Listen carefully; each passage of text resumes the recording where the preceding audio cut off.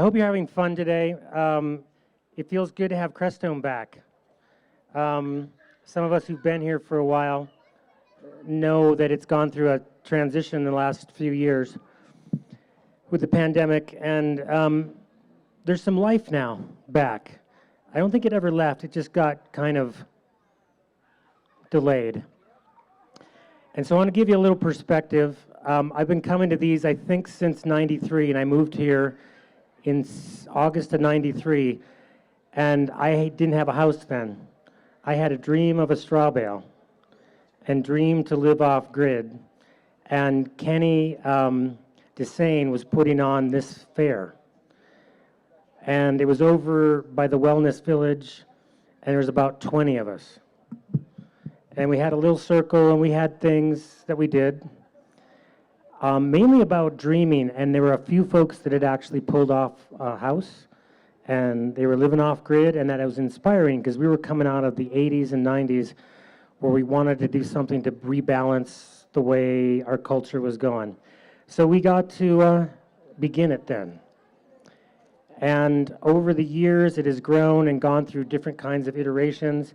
It's really cool that it's still free. It's still, people are coming from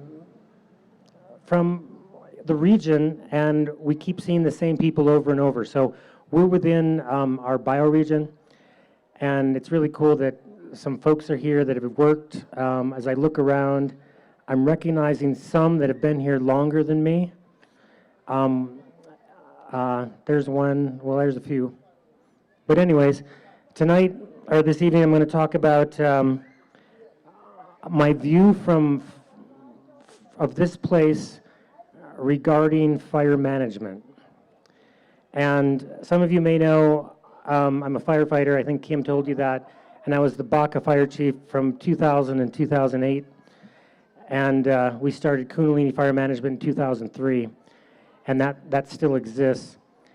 And the reason I'm bringing up fire is because there's been a lot of activity about reducing fuels to limit fire intensity, fire spread. And I want to say this early on in this talk so that you can participate at some point, maybe if you have questions or ideas, because this is a community issue that's not just for us, but it's also for our region. And the traditional way of putting out fires is to put the wet stuff on the red stuff. And that's what we were taught originally. And we were taught that by structural firefighters, because that's all we had in the 90s. We didn't have wildland, really. And so as I've lived here and been around a lot of the spiritual groups, there's a number, at least there's one other way that you can look at balancing the effects of fire, and that's to balance all of the elements. And so I want you to keep that in mind as I go forward, because if you just put the wet stuff on the red stuff and you try to apply that in other aspects of your life, it might not work so well. But if you seek to balance the elements, it might work really well. And in this sense, I'm going to talk about the landscape and the history of the landscape. Last year I gave this talk, and I forgot to say one kind of really important thing that many of you might not know. When you come into town and you hook around, there's that white building, and used to be the real estate office. Well, just adjacent to that is a green building to the west, and that green building is a fish hatchery. Why would they ever put a fish hatchery where there's, number one, no water, and number two, because it's so dry? That was my first clue, right, as to what's going on here. And I heard that then at some point there was a flood and it changed the course of North Crestone Creek as it came into town. And if you want to look it up, there's a couple references you can look up. And I know of the relatives of the people that wrote these books. Drilling, Loading, and Firing is one of them, Crestone history, and then pictures or postcards and something. Anybody know that one? Postcards, and anyways, it's a history here. And the postcards book is about all of the post offices all up and down. And I'm told that there was once maybe up to 10,000 people living along the Sangres here. And it was mining. I'm going to go over that in a minute. But drilling, loading, and firing has a lot of really, really pertinent information for trying to piece together this puzzle that we are trying to work with now. And if you want to think of it as a puzzle, how, like in a sense, how do we manage fire? And I've spent the last at least 30 years doing that. And so I'm going to offer this to you, and I'm going to kind of spend a good amount of time tonight saying why. And so my proposal is to not just limit fire by its fuels, but to bring up the water component, thus rehydrating the Baca, and I think that's the title of this, but also obviously the Crestone area all the way down to Liberty. And you might as well just assume the whole region, because the whole West is facing something very, very similar. So here's a little history, just in case you didn't know. But this area was inhabited by the Utes and the Apache. And in the 1840s and 50s, the Baca family received a land, I think it was 1854, they got Congress to approve a land grant to them. And it's Baca Land Grant number 4. We're not on it, it's just down in the Baca. That family also got 4 other pieces of land, and that was because they had settled in a place called Las Vegas, New Mexico, and they were driven off by the Apaches, I believe, and when they came back, it was already settled. So they made a claim, and in, I think it's 1854, Congress granted them 4 or 5 parcels of 100,000 acres each. So, Civil War happened, all these things happened, and then finally 1900, who was it, Wilson? Granted the family a land patent. But before that, there were all kinds of claims about mining. And the mining happened, and the town of Crestone had to move. It was once out more by the headquarters of U.S. Fish and Wildlife. And so they had to move, but there were a lot of claims. And I think you know where Shumay is. Shumay was independent gold mine, and it took out a lot of gold. There was even a railroad. I believe the Roadkill restaurant that burned down in 1999 was made of those railroad ties, which were made of the ponderosa pines that they cut down to do it. And if you ever get a chance to go in that mine, you will see the ponderosa pines inside holding up that mine. So anyways, there's a lot of history here. And when you mine, you might know that you kind of make some disturbances. But before the mining, there were the trappers. And there's a very interesting book called The Taos Trappers. And in a few weeks, I'll be going down to give a program called Journey into the Healing Forest in the building where the beaver pelts were basically sold. And we're talking pre-1840s here, and something very interesting happened 1835, 1840, and for many of you who heard the talk last year, most of the beavers in this region, and for that matter, this continent, were kind of wiped out by 1840. And we're now learning that beavers are the water engineers, and they are the reason we have landscapes like we do. And this landscape adapted with them and to them because of them. Right now, where we are sitting and where the fair is, if you look, there are springs right over here coming seemingly out of the old bank building, which is the blue building here. And there was probably a pond, a beaver pond, where you are sitting. If not down, maybe a little further. Who knows, right? We're trying to piece this together. So if you guys have ideas of the puzzle pieces, maybe we could have time. But someone also gave me a puzzle piece, which I'll share with you in a little bit. So we have these beavers that were trapped out.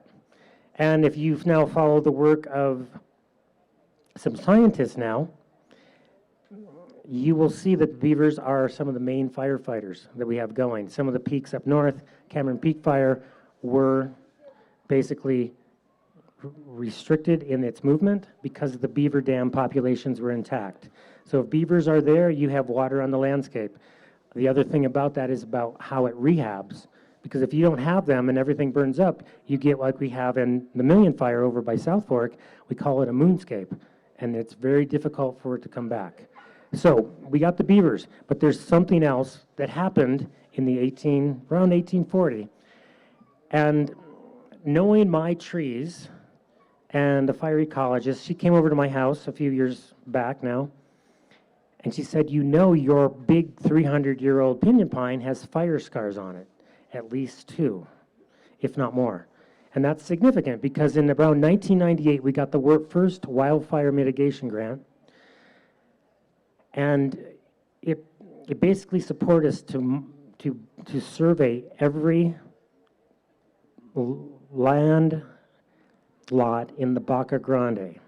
And so my friend David and I drove around to every one of them, and we rated it from low to extreme. And what we got back when we put all the pieces together of the survey is we found these sections within the high ratings or higher that were moderate or low. And so we went back to those places, and what we found is there were fire scars. And it seemed that wherever there were fire scars, fires that didn't burn up the trees, was lower fire danger. So that was kind of like a first clue.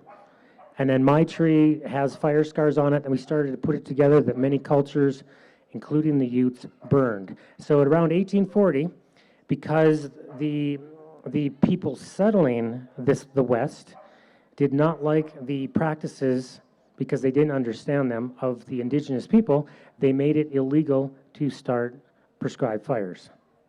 And so the penalty was that you got shot. And so we had 2 stewards basically leave the scene around the same time. We had the fire stewards and the water stewards. And so let's jump ahead now. What are we at? 2023, right? We got 60 plus 100, 160, 180 years later. Where are we at? Well, we know we're facing lots of fire danger. And just to give you a little history, I got here in 93. There were once beavers on North Crestone Creek and Spanish Creek and Willow Creek and Cottonwood Creek. And they are no longer there. Just to give you kind of like, and they were here. I got to swim with them on Cottonwood at the big swimming hole. It used to be a 9-foot high dam. So anyways, I'm just kind of giving you some pieces so maybe you can help put this puzzle together about how we go from here. If you look on a map of the Baca and Crestone areas, you'll see all these things that we call arroyos now, and they used to be known as ephemeral streams, meaning they ran in the springtime. They don't run anymore. So another puzzle piece, right? Another puzzle piece. A few things. I talked about the fish hatchery. There's some other things I want to bring up because I think Chris is here, Chris Canale. She's worked a lot on what I'm going to talk about in a minute. 1938. Turns out that Colorado is using too much of its water, so it made a compact with New Mexico and with Texas because the Rio Grande runs through those states. And I was reading that until like the 1960s, Colorado really didn't honor it, so they were in debt to New Mexico. But the most interesting part to us living here, because I heard some of this, and if you guys have better information, you can come up in a minute, is that Colorado, especially in the Rio Grande Basin, over-allocated its water resources. And so they said, we need to pay New Mexico and Texas. What are we going to do? And somebody goes, I know where there's a big sink of water. And we could just go get it from there. And so guess where that sink is?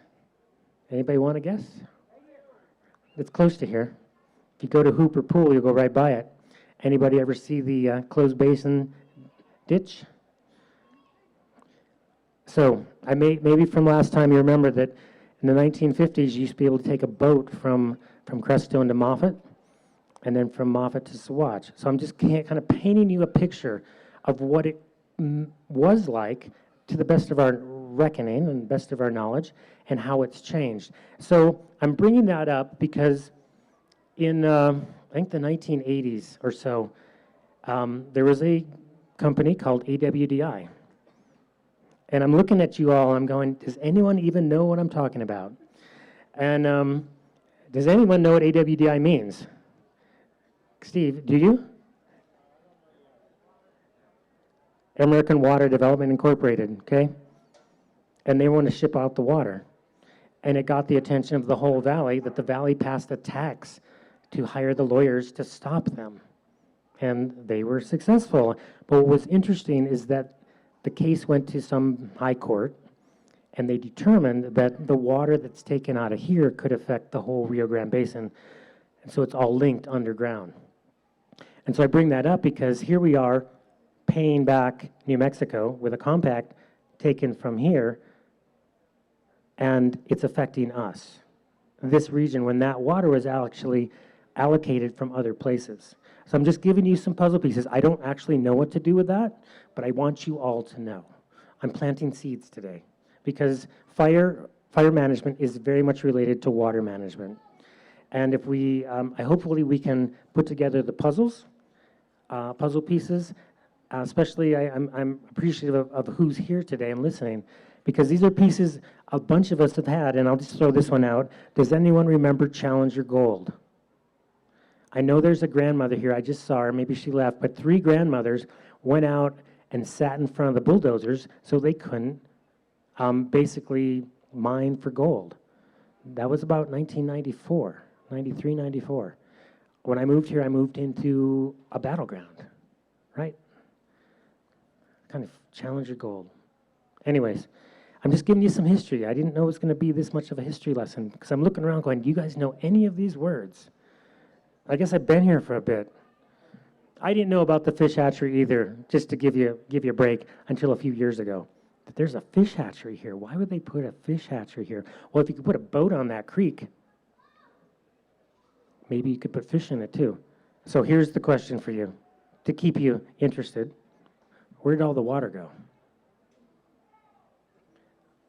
One of our scientists who lives right up here on the fault thinks that the fault's opening up more, and when the creeks come down, it actually goes into the fault. Who knows, right? I mean, I'm open. And we're trying to make it so we can sustainably live here and not have to face as high a fire danger as many of us have faced for years. And if you look around, just to give you, anybody know why Burnt Gulch is called Burnt Gulch? I'm looking at people that might have a clue, right? Does anybody want to guess? It burned, right? That's good. And what came back? What's in Burnt Gulch that everybody sees every fall? The aspens, right? Okay, so here's the story that I know. 1800s, the Utes were still around. And somebody must have gotten brave because all the animals had gone in there and they used fire as a management tool. So they lit it off. And then all the animals had to run, otherwise they just die. But what happened, a number of things, they exposed the rock so all the miners could go up and mine in there. And then what came back in its place of, I'm assuming the conifers, I don't know, was aspen. That's why you see all this aspen up there, because aspen come back after a disturbance like fire. So anyways, we have Burnt Gulch.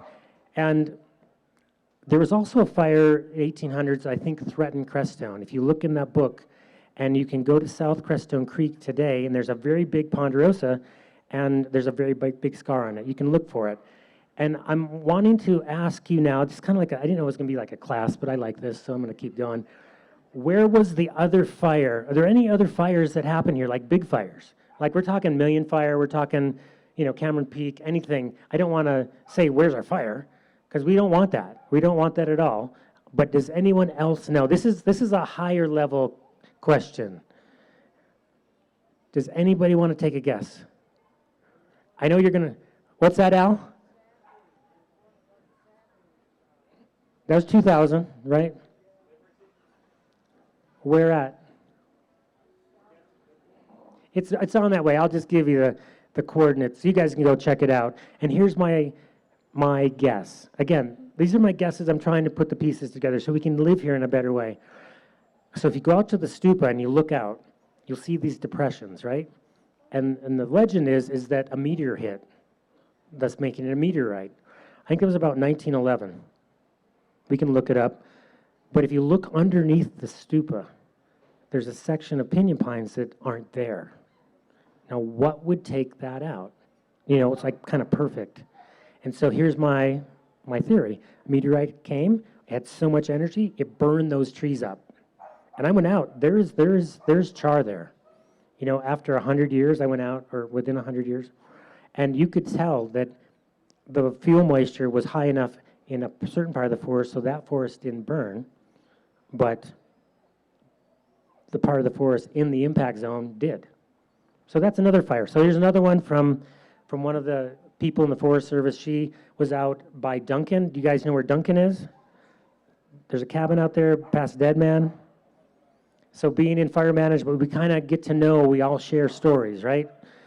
And she goes, you know, there was the Spanish were here, and they were mining. This is probably 1600s. And she found evidence of a forest fire. And we all asked, well, how did that start? Was it lightning? She goes, no, it was the miners that started it. I said, oh, did it burn the forest down? And she goes, well, kind of. Where they lived, they had mitigated, so it didn't burn their forest, but it burned the whole other forest that they didn't go into. So there's another fire there. And so I'm bringing this up because we're anticipating, or we're planning for a bigger event, and we're trying to say, okay, can we reduce fuels? Yes. That's one thing we know we can do, and hopefully appropriately. But what I'm proposing now is that we bring up the water. And so this is, as you might guess, this is very political, especially in Colorado, because all the water rights are owned. Water rights can be severed from the property rights. And so as an update for our beaver project that we actually started in 2012, that was called the Crestone Beaver Fest at Colorado College. Everyone thinks we're kidding, or it was something lewd or something like that. It wasn't. It was a real beaver fest. And we were surveying for beavers. And we kind of got in the paper, and we advertised it. And at that point, an old timer came up to me and said, you know, if you bring them back, I'm going to kill every one of them. Obviously, it wasn't the time to do that, right? Because there was still some resistance. And it didn't go anywhere. We didn't have any funding for that. It was not like in people's consciousness. And at the time, Kundalini Fire Management, we've been doing prescribed fire. You know, and there's some magic that happens in the fire, which I'll get to, because good fire or wisdom fire can bring water, and I'll get into that as well. But we did the Beaver Fest. Nothing really happened, but jump ahead 11 years, all of a sudden beavers are now, at least according to the state of Colorado, they are a threatened species, or a species of interest, because it's people are realizing that they're very important, and some of us believe we need to go out of our way to make sure they're here. And one of the puzzle pieces that just happened is a man came by my booth over here, and he said, you know, up by Bailey, there's still some beavers, and Breckenridge and all these places. And he goes, you know, and then in the 70s, the state came by and they taught us how to trap them to get rid of them. And they taught us really well because all those things worked. And I said, why did they do that? And he goes, I don't know, you know, it's just the state. They have something to do. And, you know, we're kind of rehabbing from our misguided policies. And I'm going to tell you one other one, which blew my mind, and it might blow your minds too, just so you know that we want to be on the same team with this, because it's big. You know, to restore 1 acre, you know, in terms of wetlands, might cost $50,000 if you do it right. And so in the past, the salmon fisheries were threatened. And so in all of the wisdom of science, they thought it would be a good idea to remove all the rocks out of the streams, because those are in the way of the salmon going upstream. We all laugh, especially if you're a kayaker, because that's where you eddy out. And that's how you actually go upstream. And so they took out all the rocks, and the salmon couldn't get up the stream because they're using the eddies to get up the stream. You know, we have such good intentions, and they often go exactly 180 of what we're intending. And so I'm giving you all these little anecdotes, so hopefully you can join me in figuring out this puzzle for here, because we do have a fire issue. And since you're all here and listening, one of the big issues is that evacuation road. Number one, you can't say it's an evacuation road until there's an incident, because you might be putting people right into the danger that's coming. And number two, if you ever start driving it with one car in front of you, you can't see in front of you because it's too dusty. And we know when we all responded to the Great Sand Dunes fire, all the trucks that were trying to get there all ran into each other because it was so windy. And the days we have those kind of fires are the days that it's super windy. So that's just make that note, right? It's been given to the people, and we want to do it again. I'm just saying to you, it's like, hey, is that true? Or is he kind of crazy? And both are true, okay? Oh, that guy's crazy because he's been around. He's friends with beavers. You know, in 1994, I swam with the beaver out in that pond, and my friend said, be careful. I said, why? He said, it might bite you. I said, he's not going to bite me. And he didn't bite me. It's kind of become my friend. You know, it's like, where have they gone? So anyways, enough of the history. We have, since the last year, created an illustration of our mission. And Vanessa is going to pass out the cards. It's also on my shirt. So if you can see my shirt, great. I'm just going to use it as my teaching tool. But in 2003, we created Kundalini Fire Management, kind of as a joke, because we were named the Kundalini Fire Department because it's Crestone. Everybody works with the fire within there. You know, they're all Kundalini experts. So we adopted that name because we're firefighters as a joke. Turns out it's not a joke, because some of the traditions that came in actually show us how to work with the fire within. And it's kind of fascinating. We can talk about that later. But we adopted a mascot, and that mascot's name is Kundalini Bear. And we like to say that Smokey the bear, who you all know of, you know, was found in New Mexico fire. They found him, and he became the icon of the Forest Service, saying that, you know, all fires are bad. Only you can prevent wildfires. And that's really a misstep. That was really a great intention and really, really bad. Because some of those fires that are, especially in the backcountry, are just burning, as I will explain in a little bit, actually help the forest maintain itself by creating food for the mycelium and for the mother trees that do survive. And we all, as firefighters, we all look at the smoke jumpers. Oh, what a great job, right? Because I don't know if you know this, but the smoke jumpers, when they fly in, they get in and they get steaks and potatoes. They eat well, and they're on the woods. They're having a great time. They just have to backpack all their stuff out like 100 pounds. It's really bad. But the policy that was adopted around 1910, 1911, after those fires spread from eastern Washington until Minnesota, I think, or something crazy, they said all fires are bad, and they'll all be out by 10 a.m. the next day. It turns out that some fires are actually good. And where I'm from, the Great Lakes region, and in Ontario, there's the Council of Three Fires, the Ottawa, the Ojibwe, and the Potawatomi, and they've been burning for hundreds and hundreds and hundreds of years, primarily for hunting. And they have every endangered species in abundance because they burn. And they burn well out of the range of natural variability.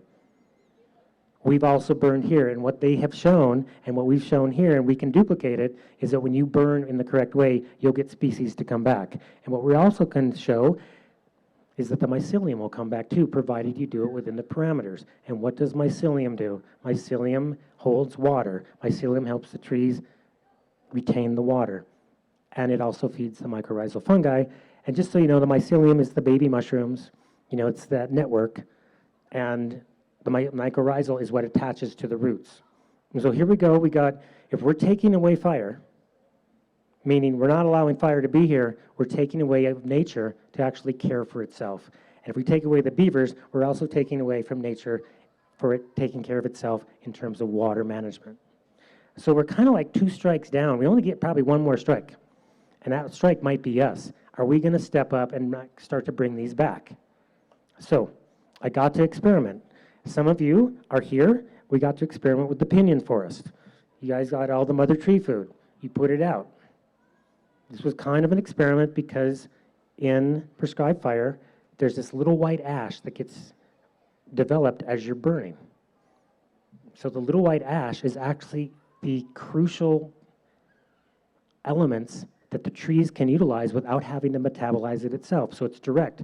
Even the grass here maybe not this grass because it's green, but if we burn the dry grass, that becomes the best fertilizer ever.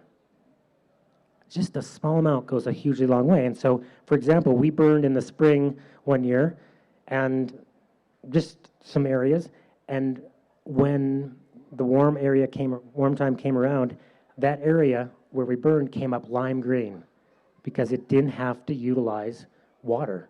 There was no water. It didn't rain. It didn't snow, but the grass was really healthy.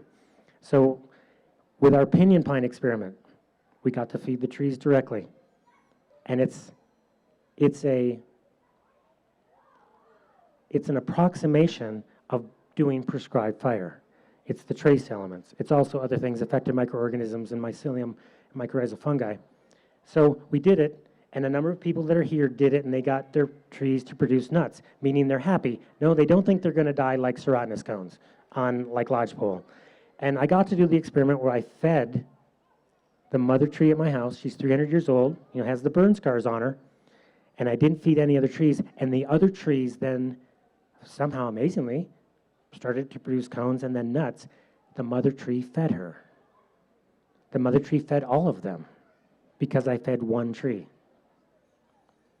So anyways, if you want to look more into this, finding the mother tree, look up Suzanne Simard. We did a Mother Tree Festival last May. A number of you are out here, and thank you for your support of that. It is going a long way. We're also finding that the forest is way more alive than we ever could even imagine. Way more. In terms of, when you start to get to know it, it might actually give you its scent. And we've had it now happen a number of times. It's like it knows you.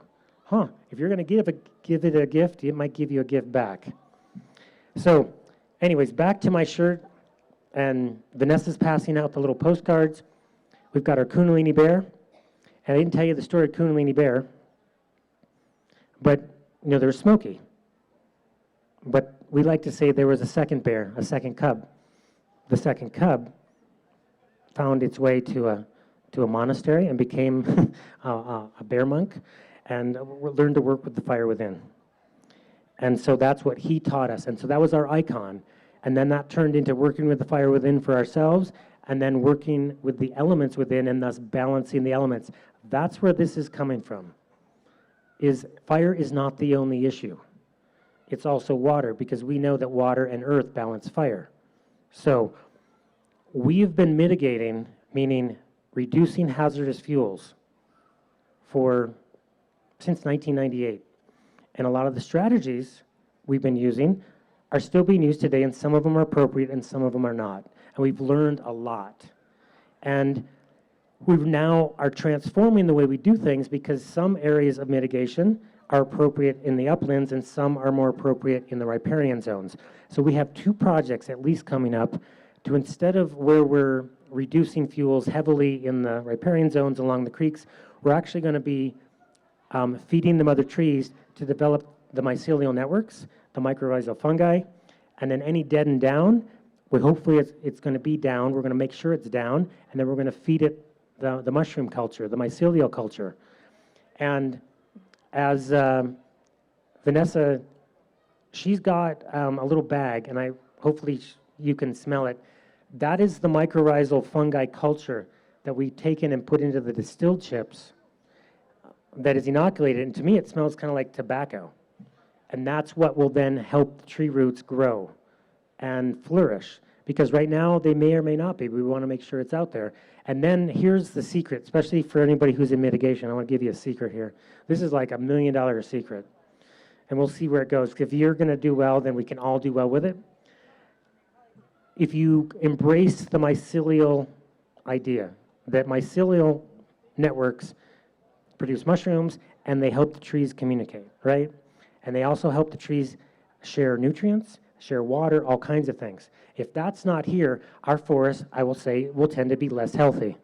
So here's how you get it back. Take your wood chips from your forest where you're working and distill them. You might need a still, or we're going to work on ways to do this, maybe like a solar still. We used to do solar cooking here. I haven't seen a solar cooker at the Energy Fair for a while, but make a still. What we're trying to do is cook off all the volatiles, the essential oils, because that's what inhibits the mycelium. Get the distilled chips. leave it out in the outside, and let it get wet. It'll grow the mycelium. So that's what we're going to be doing on our project. We have a wonderful partner, a number of them. We have the Colorado State Forest Service, who is funding this. We have the U.S. Forest Service, who is also working on with the Beaver Project, and Shumei. If you know, we are going to be working at the Naga Shrine and that whole area that Shumei now owns. And it's going to be a little bit different kind of mitigation. It's going to be primarily focused on restoring the health of that area, meaning we're going to feed the mother trees, get the mycelial network going, make sure the mycorrhizal is intact. And to the extent possible, we are going to start to braid the stream so that we begin to rehydrate the area where it makes sense and do different kind of beaver analogs where also it makes sense. There's a House or a Senate bill in Colorado, 270, that is, we're still learning how to interpret it. And so we've gone to a number of meetings, and if you read it on the face, it's like, oh, I don't think we can do anything. But if you really get into it, it'll show you what you can and can't do. Because the name of that bill is Restoring Colorado's Waterways, the natural stream flows. And that's becoming increasingly important because a lot of the water was diverted, especially here, for mining. And if you look out in the valley, yes, for agriculture. And so it's this, we're kind of opening up the bag of worms. No, not the bag of worms, the can of worms, right? The bag of tricks hopefully follows the can of worms, because we've been dehydrating this area through numerous means. And so here's another example. The area, the Baca development was planned by a company in Arizona. They may have done it from the air. And the roads go straight up the mountain, right? And many of us know if you get an inch of rain or 2 per hour, all of those roads become torrential creeks or streams. And I remember one year we got 2 inches of rain, and the way you can tell, just as a safety precaution, look up at Challenger. When that face is running, it looks like the snow is like running down it, know that the flood's coming. The flood's coming. That means the road is going to run about 15 minutes. And so panorama is straight up and down. I hear Kim laughing over here. Okay, so there's this car parked out on the road. The water comes down. It hits the car and makes a hole 12 feet deep. And after that flood, the car is 12 feet deep. And so we're not just talking fire here. Sure, we as an emergency responder for many years, we kind of get excited when there's something to be of service. What I'm going to suggest here is maybe we want to get out in front, because if you don't attend to your drainage and your water issues, we're going to have a lot of money we're going to have to spend in road repair. And just think, that's a 12-foot hole. That's a lot of road base. You know, that's thousands of dollars worth. And so why is it doing this? This goes back to, where did the water go? Well, when the water does come, it goes straight down the roads, because the arroyos, they are supposed to go underneath the road. And what they do is they hit the road and come straight down. And the roadways become the creeks. And what could have happened is if those arroyos were respected, was that could have continued to hydrate the landscape. Instead of going straight down, what we're doing is just evacuating the water as fast as we can. And we're in that place now where we have so much fuel loading, because much of the, you won't like what I'm saying, but try it on. Much of the forest here was planted by cattle. You know, this was grazed. It was impacted by lots of people living here for short durations, but impacting it for firewood. How many of you know where the Gamble Oaks are here? This is kind of fun. Do you even know what a Gamble Oak is? They're north, right? They're north. Does anyone have any Gamble Oak friends in the Baca? It's kind of like a college course, I'm sorry, but I'm having fun. Okay, so you can go down 2 tree, look at the second tree, look to the right, and you'll see it. There's only a couple here, and they're big.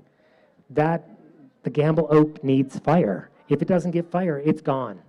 And there's some by the Zen Center in Shumei and such, but that's a totally dependent plant on fire. And if you don't get fire, that's how you can kind of tell where we are in the fire regime, because wait, oh, we don't have any of those plants.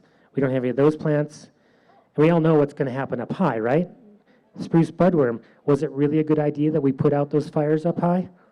this is all conjecture. I'm trying to put the pieces back. Would a little fire have gone a long way if the mother trees would have spread the nutrients? This is the point. I want you to entertain it. Is this true? I don't know. But I want you to just at least imagine it. Maybe it could be true. Work with this, because we are working on this. We're going to start doing a project down at Cottonwood. We're also going to be doing one at Wilcox Gulch. Anybody know where Wilcox Gulch is? You probably hike by it all the time. So you go up, there's Willow Creek Trail, and there's South Crestone. That's that little stream right in between. That's called Wilcox. Anybody ever hike that one? Okay, what did you notice about it? If you go up a little ways, it's above my head. It's cut in so much. It's eroded away that much in all these years. And what that's a sign of, it's cutting. It's head cutting. It's going to continue to do that and take the water down instead of on the surface. Nothing can really use it then. And so that's one of our areas where we want to do, according to the specifications of this bill, is to do it in the best way. And that's where beavers would come in, because they would refill that in. They would help it not erode as much as it is right now. And who knows if beaver are ever there. We're not proposing to bring in beaver there. It's maybe too close, but we are proposing it to heal that head cut. So back to our postcard. I think Vanessa has gotten around now. Thank you, Vanessa. You'll see in front of Coon Weenie Bear, there's Keystone Beaver. And Emily Fairfax, she's the professor. She used to be at CU, now she's out in California.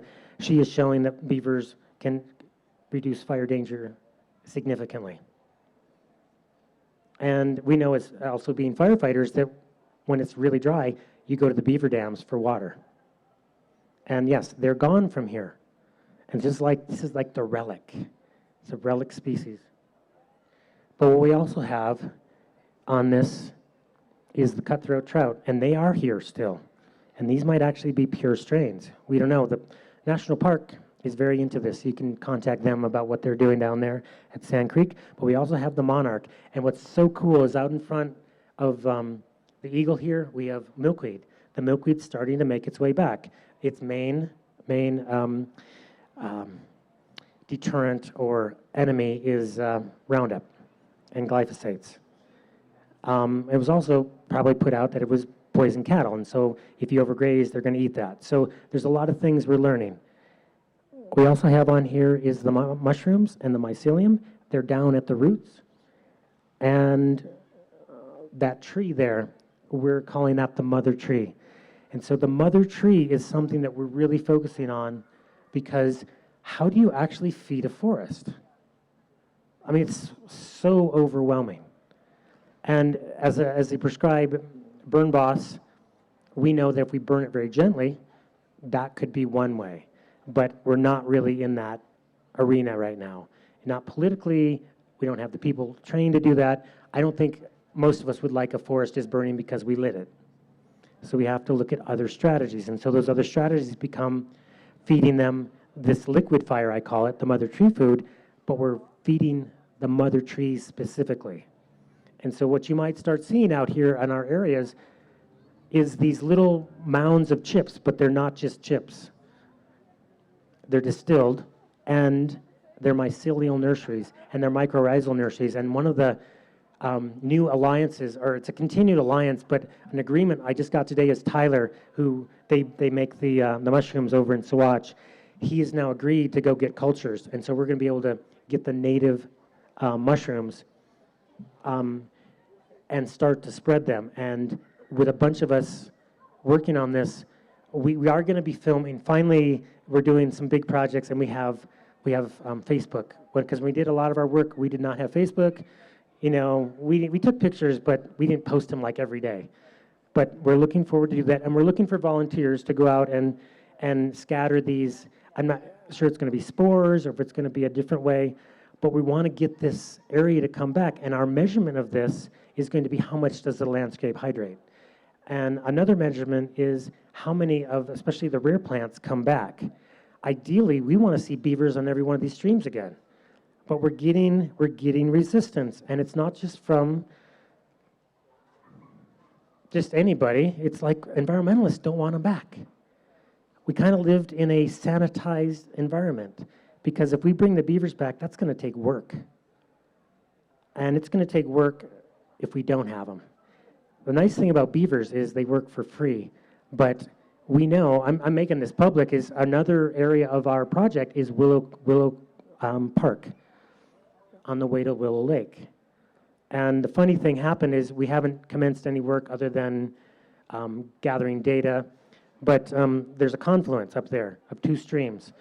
And if you get up there in the winter, one freezes and one doesn't. It's kind of wild, and it's a wet meadow and perfect place, right? And maybe all up Copper Gulch. And what happened recently, and I don't know why, but that giant, the biggest tree fell right at the confluence, making a dam. It's like, I wonder who did that. You know, it's like, you know, we don't have that capacity. We don't have a bulldozer. We didn't, you know, we're being very, very transparent with what we're doing. We're taking our time because we want everyone to know that we're doing it. And we will probably have some meetings if you have ideas too. You know, we're working on Shumei's land. We've already gone through the Forest Service. If part of this idea tonight is if you have ideas or if you have pieces that you know of that could help us, because we know we can bring fire back. We know when we bring fire back in the right way, that plants will come back that we haven't seen. And so here's, since this is Crestone, I'm going to celebrate Crestone by telling you a story of what's called wisdom fire. Because you see on the postcard, there is this flame, and it has kind of a spiral in it. And that has become our symbol for wisdom fire. And you say, what is wisdom fire? And so I'll give you like the, kind of like the Crestone answer, the spiritual answer, and that's fire that's used wisely, okay? That's just verbatim. But what is it really? What are we meaning here? So I'll give you the story. So my sister loves monarch butterflies. And so she likes to go collect the eggs and then hatch them and make sure they become monarchs. But monarchs need milkweed. And if they don't have milkweed, they can't rear their young, because that's what the milkweed is what the larvae use to keep the predators from eating them, because it's poisonous. And so she had no milkweed. So I went, you know, we can get the milkweed to come back, I think. And this is in Michigan, where I grew up. So I went back a few Mays ago, and it's my brother and my sister, my aunt, and some family members, and here we go. We're going to burn the meadow. And Michigan's different. You can't just get things to burn. You have to get to the exact time when the fuel moisture gets just below 75%, and then it'll burn. But other than that, it's wet. So we light a fire in it, and we get it to burn. But the trick here, and this is the Crestone part of this, is that you have to meditate while the fire's burning.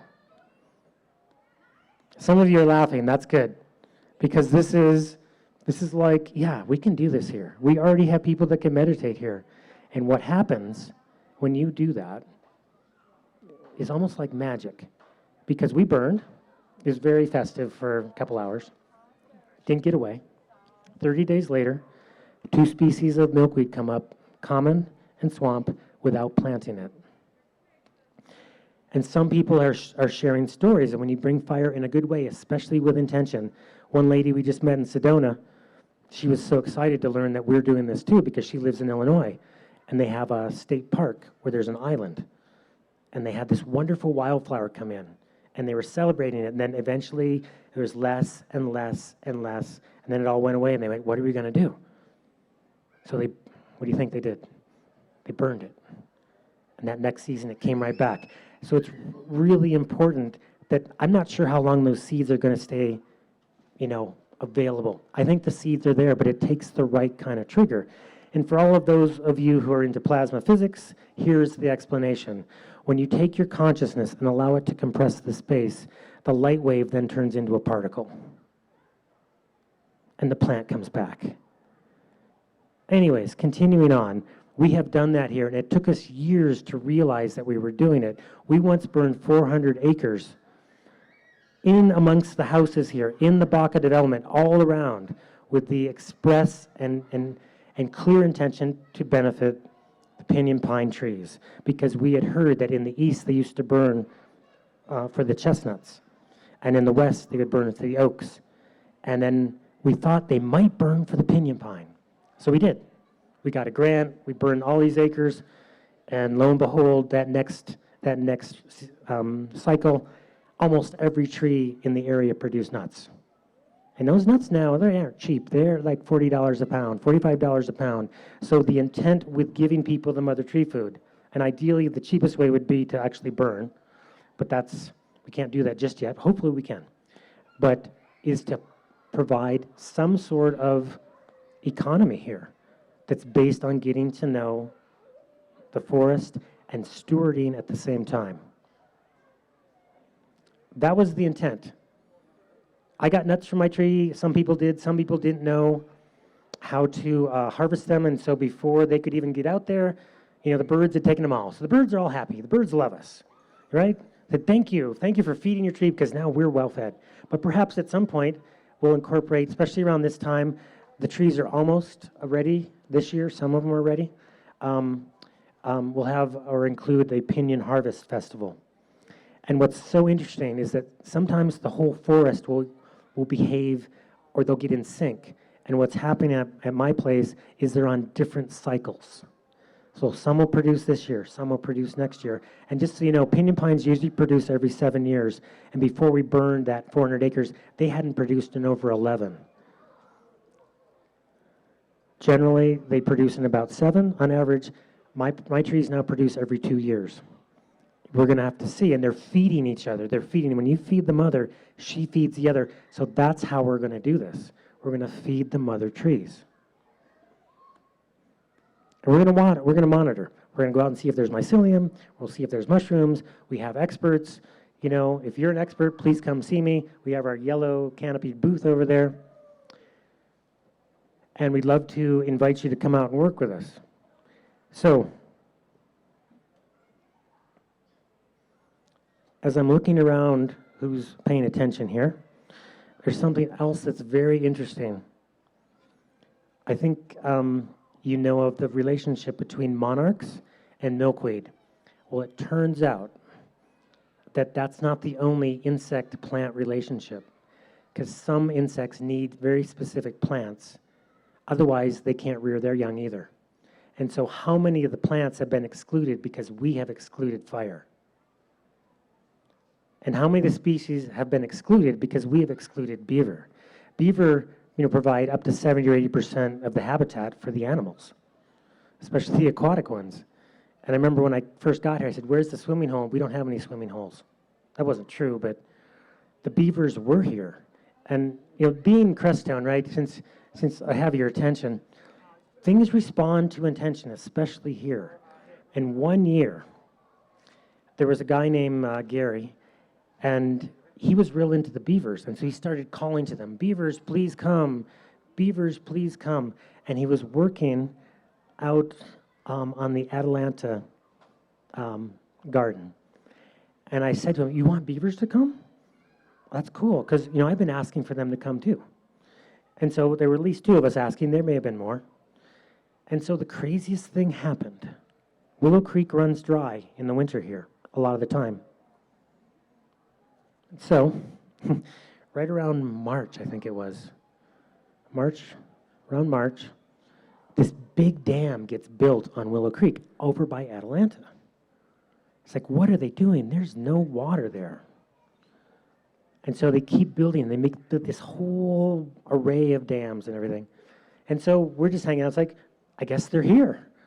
And they're probably saying, where's the water? And so what happened, there was like a 3+ foot snowfall. And Willow Creek ran. And when Willow Creek ran, it flooded that whole region. And what is interesting, too, is that that's the area where we burned a lot. That was where we had wildfire rodeo training. Wildfire rodeo training is when we had burned off our perimeter of 40 acres. Then we go in the middle, we light a fire, and we have all the trucks ready. Wait till it gets kind of big. And then we say, okay, go put it out. And you can see if you can, wrangle the wildfire. And we've done that because you don't get good at fighting fire until you're fighting fire. You can do all the training you want, but you need live fire. And so those fires were very successful because their grass came back. That's one of the things that happens. And one of the things with erosion is that you don't have the disturbances to bring back the grasses. And then you get, invasive weeds and all these things. So in Montana, I was reading that you could keep up to 7 times the amount of horses if you burned. And some of you, if you keep horses, you know that might not be the best diet for your horses, at least these days. Perhaps it used to be. But there is a relationship between fire and growth. And I will put this out as a request, is to start considering how to incorporate good fire back into this community, because so many of us are afraid of it. And I think it would be a good time to befriend fire. And that's the reason we have that's becoming our symbol, because we actually know how to bring back species and how to reduce fuels at the same time. Perhaps we can do this, but in the meantime, we can use what we're calling the liquid fire. And also the fire of the mycelium, the fire of the mycorrhizal, that energy that is also allowing the water to be kept on site. And so back to the balance of the elements, we have fire, obviously here. And just so we're clear, all the conifers, they're more explosive, right? They have something called a BTU. And like that blue spruce there is a conifer. It'll burn more readily than like a cottonwood. Pinions and juniper, they're good firewood. Pinyon pines have 25 million BTUs per cord, only less than oak. Oak has 28 million. So oak is the best, and then pinyon pine. It's a hot fire, but how do we then take care of our fire to lower the fire danger, but also increase the moisture? They can go hand in hand. So, have you gotten, Vanessa, did everyone smell that?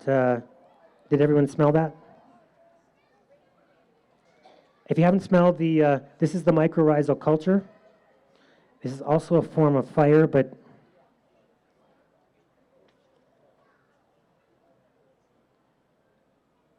does anyone have any questions about things so far? Is this interesting? Do you have a question?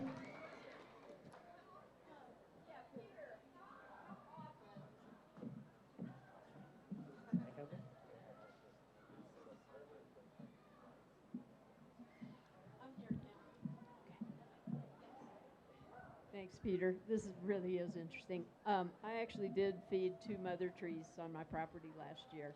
And I'm wondering, how often, what's the cycle of feeding? Right. So her question was, how often do we feed the mother tree? And my truest answer is, I don't know. And how often do we burn underneath the trees? So what we're going to do, and what I'll invite you to do and keep doing, because I know you're doing it, is pay attention to your tree and in whatever way that's appropriate. Since it's Crestone, I'll say, go have a conversation, right? Go have a conversation. And the way we know it works, and the way I would look for, is if you have beetles or if you have some kind of infestation, we have seen that the beetles get backed out, not with live fire, but with this kind of treatment. And so we might take a season off and not feed it, right?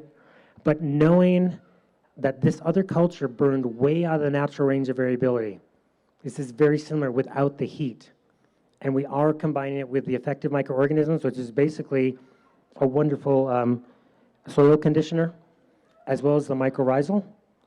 It's going to start feeding, and we are looking for things. Like I'm seeing my trees do things, I have not seen them, but they're on different cycles. It's kind of like, what is going on? And I'm very interested in all the feedback. So and there's a number of you are here because you got to feed your trees. And can it increase nut production? Like my big tree is now putting on small cones, first-year cones.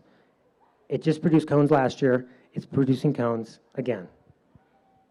And I don't want to max it out either, so I might give it a rest.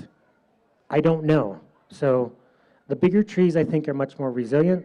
The smaller trees might show us, but I'm also looking at the trees around that I didn't feed, and they're being fed. And so I think if there's actually natural intelligence and they can actually utilize it, they're going to give it away. And I was at some land today I haven't been on for a while, and sometimes the big trees actually, when they're not being fed, they will die and give all their nutrients to the younger ones because they want them to live. You know, if they're, and I'm not trying to anthropomorphize this effect, but maybe things are like us. Or maybe we're like them, right? Okay, any other questions regarding feeding trees, or because we've got another thing to cover, which is definitely a Crestone thing. Any other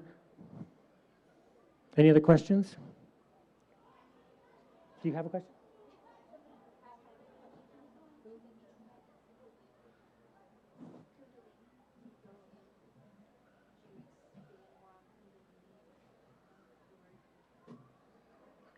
Yeah, the question is, Kundalini, what the definition of Kundalini is. And so I don't know if you mean, like, where does that word come from, or why? Okay, so that's a Sanskrit word which means fire within or life force within. And it's often used in relationship to spiritual practices so that you're kind of trying to get the fire to rise within you. And as you do that, you're burning away what we call the obstacles or obscurations so you can come closer to your true nature. And so if you're a firefighter and you know how to use fire, it kind of like goes, it's like hand in hand. And especially getting into fire, it can be really helpful if you gaze into fire, because the legends are if you gaze into the fire, you will feed your pineal. And you'll also develop stem cells. I think that's now science, is that the more you gaze into fire, you're actually getting that infrared radiation and perhaps other things, which starts to stimulate your third eye, which then stimulates stem cell production. And it was like 1995 or 4 or 6. We had put out a fire for somebody, and somebody sent us a greeting card, and they said, to the Kundalini Fire Department. And that's where the joke started. I said, yes, we're the Kundalini Fire Department because we're from Crestone. And well, if you look into it, there's another word in the Tibetan tradition that's called tumo. Tumo is working with the inner fire. And again, it is to burn away the obscuration so you can come closer to your true nature. So if you're a firefighter and into certain spiritual practices, you can practice and fight fire at the same time. It's kind of unique, right? Or if you want to get a little band of folks together that we start burning together, there's nothing that brings people together than burning, because you have to learn to trust each other. And as we do so, we're reducing fuels and also creating a more resilient landscape, especially to disturbance of fire and flooding and wind. So we're taking care of the elemental effects. So any other questions on that before I go into a really crazy thing? I might have a question. You have a question? It's not off topic, but I just wanted to ask how you think swales and other geological support for the systems, because we are talking about forests, but then we've also got areas that could be encouraged that will play into the greater. Oh yeah, no, I know what you're talking about. So yeah, and thank you, Kim, because you're going to spark kind of a whole related topic, which is permaculture, which is what we're talking about. And when we start to work with the plants, especially with fire, we're talking now native permaculture.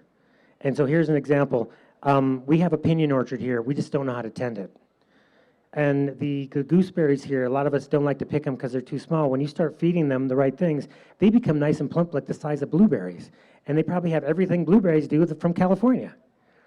And even I have to remember that, even though there's a bush right outside my tree. I fed it with the mother tree food, and boom, I've got it right there. I mean, it's right there. And so regarding the swales, so here's kind of like the opportunity now. We have our gardens, we have our swales, we want to get the mycorrhizal and the mycelium going, and now is it possible to, and this is where it gets tricky, so let's put our heads together. And I'm going to back up.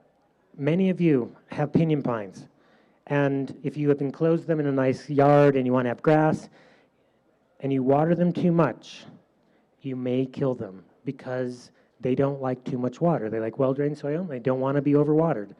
And they develop a fungus, and they don't develop the right kind of relationships. And so if you can join the native mycelium and the native mycorrhizal with your garden, so maybe have these hydration zones and these non-hydration zones. So if you do water your pinyon pines for whatever reason, because it's close to your garden, make sure they get the right mycelial and network and the mycorrhizal. And so it's a joint thing. And so what I would do specifically is create this mycelial nursery between the native trees and then the garden, and then maybe put a some kind of maybe somewhat semi-cultivated tree in between to act as the ambassador. And I'd have to really think about that. That's what, maybe like, I'm not even sure, I don't want to say anything yet, but I think it's possible to join the networks of the native one to the garden. And when you put this stuff on, especially the trick for creating soil is use distilled chips. Distilled chips after a year will turn into black soil. It's like you're taking the fire out and you have the earth left. So that's a really good point. I think that's something to keep working with. And especially if you take 9 parts of straw and 1 part of hay, put some water on it, cover it up for 3 months, you'll get some really nice soil too. That's also the effective microorganisms. So there's many ways to do this. The stuff I make in the mother tree food is from the raw milk.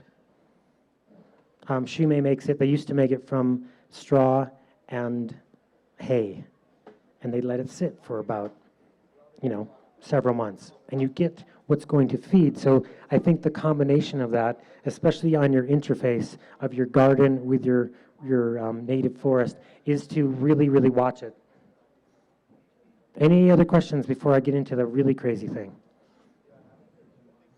If this is not already crazy enough, right?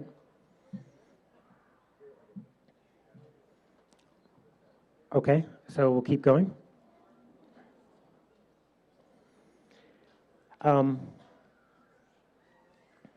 So we had a Mother Tree Festival at the college in May. And it was Friday, Saturday, Sunday. The last day, we wanted to feed a tree. And so we found an older tree, and just so you know what we're talking about, mother trees, is we have some here. They're the bigger ones. They're the ones that go out like this. They have no competition, so they're able to spread their branches. And so we're looking at the blue spruce. It's wide. This cottonwood here. That willow's been here for a long time. That other blue spruce. There's several cottonwoods. And so we find one over there, and it's a juniper. It actually happens to be a father tree. Junipers have, there's a male juniper and a female juniper. The males are the ones with the little kind of yellowy flowers, and the females are the ones with the berries. A lot of trees are both sexes. But this one happened to be a father tree, happened to be multi-stemmed. So we all go out, and there's some people here. I'm looking around at them. And so we put the mother tree food in the bucket, and then we took turns giving the tree, in a star pattern, cross pattern, making sure that we're trying to cover it all out. And then this particular food, because it contains the trace elements, and for Crestone, that is known as ormus, okay? This particular ormus is tuned to 528 hertz, and so you can activate it with that bell. And so we had a bell, and so I remember going under the tree and then hitting the bell. And I'm hitting it away, and all of a sudden these people kind of out this direction are going, "What are you doing?" I said, "What do you mean?" It's like there's this pulse of energy shooting right at us. It's like, and I'm in the center, so I'm not really, I don't feel it, but there's someone right over there who felt it. And she had happened to be in pain all weekend, and as soon as she felt the pulse, all of her pain went away. And someone else who's standing right over there, you guys are standing kind of close to each other, he had pain in his hand. Hope you guys don't mind. Is that all right? I already told the story many times, so thank you. So most of his pain in his hands go away. This kind of was mind-blowing. So I go to my tree, because I fed my tree a bunch, and someone else who's kind of right over here came over and said, "You need to go stand under my tree." And so he does. He had a headache. We hit the bell. boom, his headache goes away. So we start repeating this, and it's working. We go up 2 hours north of here. We go to Sedona. We go to Michigan. We go wherever. We're starting to feed the mother trees, and they're creating what we're calling a healing forest. We just came back from near Durango. And it's like, what is happening? This is like the Crestone legends, right? When the trees start to heal. So anyways, tomorrow at 4, we're going to do this down at the Wellness Village. There'll be, I haven't been down there too much, but we'll pick a tree, we'll feed the tree, and we'll see what happens. There's no guarantees. If you want to come and have some fun, we'll plug in the tree. We'll see if it has a song to sing.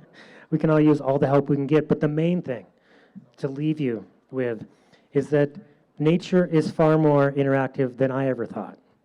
And I'm not going to assume you're like me, because that would make you crazy too.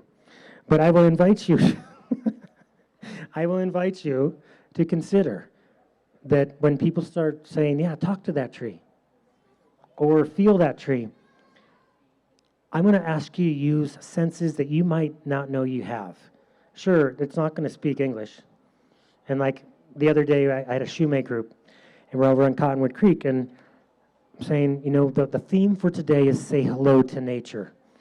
And most of us think like it's just hello and whatever, right? So I say, please say hello to this white fir that's giving us shade. And so I'll say, hello, tree, hello, tree. They're kind of like little kids. You know how little kids are, right? And within a couple minutes, this scent of white fir comes into everyone's experience. It's like, was that random, or what's happening here? Is it alive? Well, I think it's alive, but is it conscious? Ooh, does it have a sense of sentience? Right? And so we were just in Sedona. We did a little event at one of the vortexes, because, you know, we get around these days. And we're doing the concert, and we plug in the tree. The tree is singing, and it's singing nicely. And all of a sudden it stops.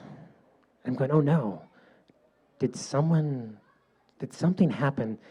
And the moon hadn't risen yet. If you've ever been over there, you know, there's all these formations. And so we're just waiting, like, oh, let's just hold on. And as soon as the first rays of the moon broke across the ridge and hit the tree starts singing again, right?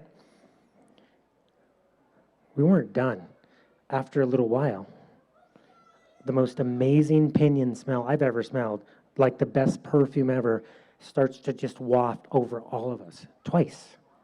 And I thought someone with this really crazy perfume was like squirting it, right? It's like, wow, that's amazing. So I'm just inviting you, next time you're in nature, well, look, we're in nature now. Just think what it is, kind of paying attention. It's paying attention more than we know. And I think it's going to behoove us in a huge way to work with it than try to fight it. And I don't really fight fires anymore. I talk to them. You know, and hopefully we're going to have beavers to help us, because the beavers talk too. And if you look at our Crestone CD, when we won our award, you know, it wasn't just us that won. It was the beavers that won, and the bison that won, and the cranes that won. And it was giving voice, kind of like the Lorax, right? But if we listen deeply enough, they are speaking too. Thank you for your attention. It's been very fun to talk with you today. Do you,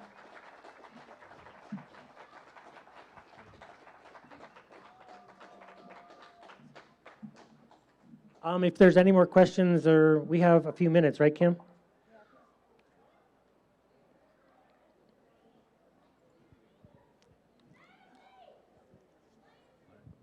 So Adam, and I know in my time getting to know you, there's been a lot of mitigation work. So how has this new relationship affected your thoughts on mitigation? Can everyone hear Adam? No? Okay, so his question was, how has this affected my own view of mitigation, wildfire mitigation? Oh, I think he just said his question, so it's good. Yeah. So, Adam, that's a really good question, because it has affected me. And I came here, I would never cut a tree down, and then we got to cut cutting mainly small trees down because of we know of the ladder fuel effect, but what we weren't taking into account was the soil. And what we weren't taking into account was the moisture. And those are factors. And did everything lend itself to the fact that, well, our trees are going to be unhealthy no matter what we do, or they're just unhealthy and that's always what they're going to be. So we're looking into everything like that. And what we call this is regenerational forestry. And when we get the soil to be in such a way that it's starting to reproduce itself. So here's a simple thing you can do. And we can take the park, even though it's a park, it's an area that's used a lot. Do you have, like, sustainability-wise, do you have the older component of the trees? And I think, we do here. We don't have the biggest, giantest cottonwoods I just saw in Sedona and, on the Animus. But, these are pretty good size.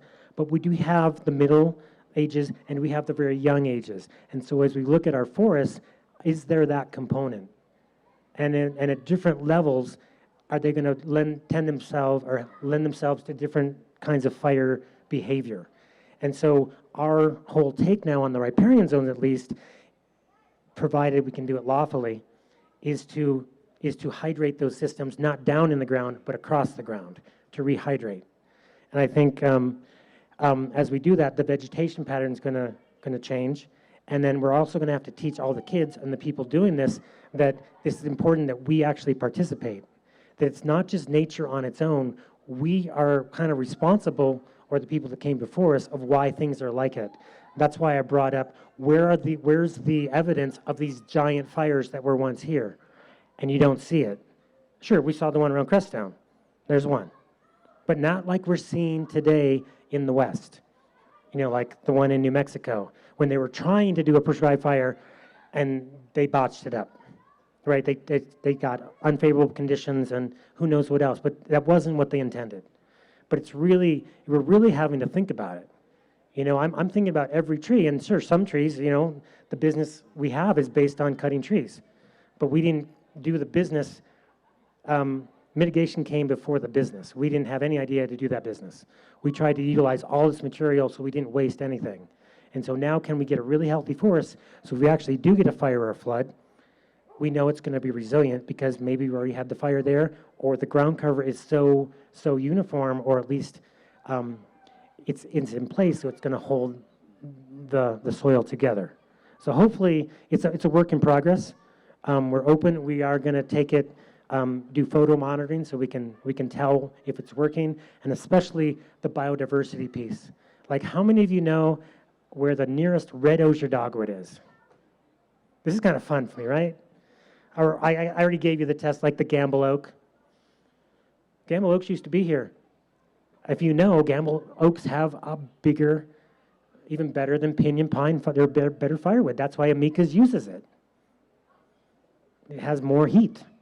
It's a better burning. It doesn't pop like juniper. And it doesn't have resin like pinyon pine. Right? So, like one of the most fun burns we did, we got the blue irises to come back well away from the stream because we burned. Any other questions? Kind of fun. Yeah, do you have a question? Hold on, Zach. Just speak into the mic. Okay. Okay, cool. Is this good? So, all this stuff, all these trees around us and everything, like on a molecular level, is vibrating at the same vibration that my body is. That's why I could touch this, because there's so much space molecularly and stuff. Sorry. But this is vibrating, and these trees are vibrating at that same frequency, that same level. But our intentions and our emotions are our intentions and our emotions are a vibration, and our consciousness that affects stuff like nature, and like we can feel it and we can get it back. Like nature could love you back, and all this. If I vibrated at a better level or a higher level, then you wouldn't recognize me. A whole world could pass through our world because there's so much space. But the thing is, like water, you can structure, like water is a good example of how your emotions affect things, because it's been proven all over in science. And they do tests where they put water, your emotions into the water, and then they could freeze it and things. But it structurizes the water, and the water recognizes our conscious projection. So like all this life around us is totally sentient, I believe. Like there's consciousness and everything, the rocks, all of this is known by like a main place, like a main spirit that could know all this stuff. So all this life can feel us, and we change things. We change, like we could give each other, like we can feel each other's vibes, you know. Or if something's wrong, you might have to call your friend and be like, "What's up, dude?" And he's in trouble. But anyway, I just wanted to say that there's so much science that, like, some of the science that they're learning is forcing the regular scientific community. The stuff we used to know is it's being forced to change because they're finding out all this brilliant stuff that we're connected to all of this. So I'm bad at speaking a little bit, but it's pretty cool. Check it out. Thank you for bringing in and reaffirming that perspective. That's certainly welcomed here. And, you know, with the Wisdom Fire and Emoto's work, I think you were alluding to Emoto, you know, Dr. Emoto. Yeah, I got to meet him. And yeah, that works. And so imagine what I think you're bringing forward is to do that as a community, do it individually for our landscape. There was another experiment where they found a certain amount of people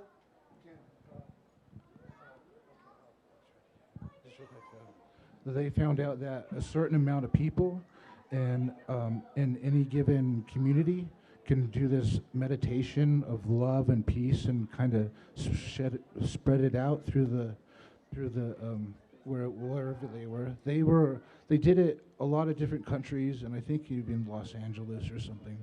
But when all these people got they meditated and they put out this energy, there was less car accidents. There was less like people drinking and like having troubles. Like, but they did that so many times that it's impossible. That I mean, it's definitely true.